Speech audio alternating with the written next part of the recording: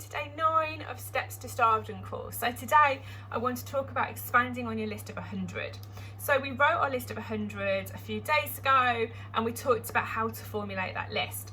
And I hope you've got there, I hope you've reached 100, but if you haven't, don't worry, we can still build on that. There's plenty of time to keep building on that list of 100. In fact, it's actually something we will do all the way throughout our Scentsy journeys, to constantly go back to that list of 100 and add more and more people to it as we expand our business, as we network out further into the world and share more products with more people.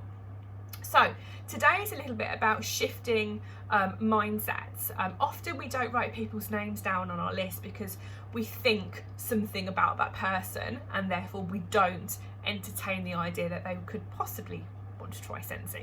And I want to kind of shift that mindset, because we should never presume or assume anything about anybody, because we don't live their life, we don't walk in their shoes, we don't know all their personal details, we definitely don't know their finances. So we shouldn't presume or assume. Equally, we should be mindful of people's lives and what's going on in their world, and not be tactless in what we say and how we act, because that just wouldn't be kind. But you know, having conversations with people that maybe you might think might not be interested could actually turn out to be the best customers for you and potentially even better team members.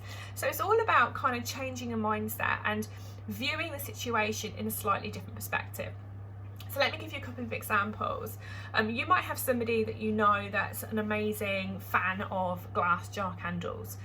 They might have used them for years, they might absolutely love them, they might have different ones all the time, you know, in different rooms, all the way through the year, all seasonal ones, been absolute fanatic. But they might not know about Scentsy, they might not know it's a safer alternative, they might not know it's a more affordable alternative. They might never have considered, you know, burning versus warming. So as part of being a Scentsy consultant, your role is to educate, is to share knowledge with people so they can make better choices, informed choices, and have that information to decide for themselves whether they want to stick with their glass jar candles or whether they want to go for a safer alternative. So having conversations with people that maybe fall into that category could prove to be incredibly lucrative for you. Another thing that we kind of tend to presume and assume against is when people say they don't have much money. Obviously, you know, sometimes things get really tough for all of us. I've been there, I'm sure you have too. And the last thing you want when you're kind of got a few financial issues is somebody trying to flog you something, okay? However, a lot of the time, and especially that I found in my experience through the recessions that I've worked through, is that people still want to treat themselves. They still allow themselves a small budget each month to treat themselves to the things they love. And you might have somebody that you know might be struggling a little bit financially, but they always manage to find in their budget enough money to purchase a new glass jar candle, for example, or some air fresheners or something scented for their home. So if that is the case, there is absolutely no harm in having a really nice, genuine, authentic conversation with that person and saying, listen, I know you love your home fragrance, I'm aware you might have to work towards a budget. Have you ever thought about Scentsy? It's a safer alternative. We've got products that cover every budget. If you want to find out more, just let me know and I'll send you the link. But if it's not for you, that's also absolutely fine. And there's no pressure on that person, but you're giving them an alternative. Again, you're giving them information so they can choose what's right for them based on their own decision. It could be that maybe you have somebody that you know that could be quite an opinionated person, an outspoken person, and that you might feel a little bit intimidated, a bit nervous about approaching them about your Scentsy business. Perhaps you think they will judge you or kind of roll their eyes, oh, what are you doing now, kind of thing. And that might be what stops you from actually sharing the opportunity with them for Scentsy or, you know, team building, whatever the case may be.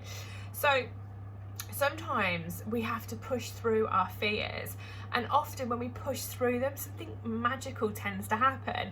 And again, it comes a lot down to that prejudgment. Just because you think that's how they are doesn't necessarily mean that's how they're going to respond to you. So again, it's something where you could reach out to somebody and say, hey, listen, I would really value your opinion. Would you mind giving me some feedback? I've just started Scentsy. I love the products. It's an affordable brand. There's a budget for everybody. It's a safe alternative to candles. I know you love this kind of thing, and I would really value your opinion. Would you like to borrow a basket from me? I would really appreciate your feedback. How simple is that? They're going to feel like, oh wow, she's asked me for my opinion, which is perfectly aligned to how perhaps their personality is. But also you then get to introduce something to somebody with no pressure of a sale. They can give you feedback, and they might turn around and go, oh, actually it's not for me, whatever the case may be. But they might give you feedback and say, do you know what, I love it. I've been using this for years, and actually now you've shown me this brand and I've seen all the products and I've worked out the affordability. I actually might change what I use and start buying Scentsy from you.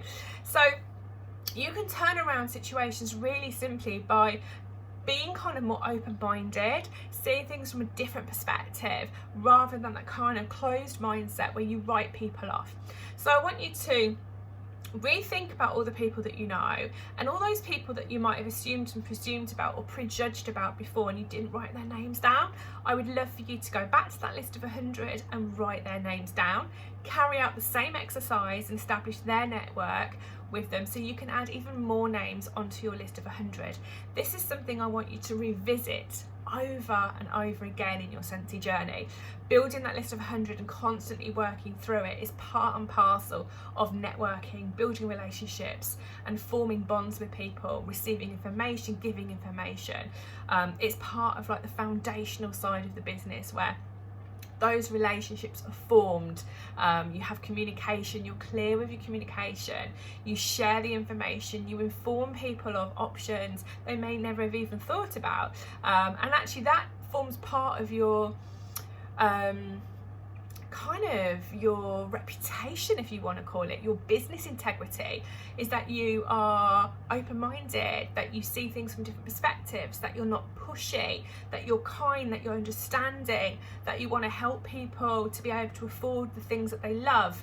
And part of all of what you do with all this kind of challenge is to give that kind of sense of this is who you are, this is how you operate as a Scentsy consultant. So good luck with today's challenge, and I'll see you tomorrow.